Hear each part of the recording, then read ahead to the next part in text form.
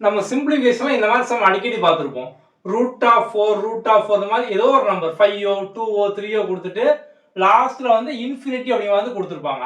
So இதுக்கு என்ன ஆன்சர்னு பார்த்தோம் அப்படின்னா இந்த மாதிரி நீங்க வந்து ரூட் ஆஃப்னு பார்த்துட்டு இன்ஃபினிட்டியில முடியுது அப்படின்னா இங்க என்ன நம்பர் இருக்கோ இதான் பார்த்தோம் அப்படின்னா ஆன்சர் 4 தான் வந்து ஆன்சர்.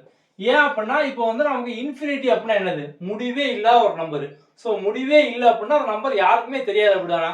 அப்போ இதுல என்ன இருக்கோ அதான் ஆன்சர், அவ்வளவுதான் சிம்பிள். இப்போ இங்க பாருங்க அதே மாதிரி கொஸ்டின் தான், ஆனா இன்ஃபினிட்டி அப்படிங்கிறது இல்ல. இங்க என்ன பண்ணணும் அப்படின்னா முதல்ல இந்த நம்பர் வந்து போட்டுக்கோங்க. இங்க 4 இருக்கா, ஸோ 4 வந்து போட்டுக்கோங்க.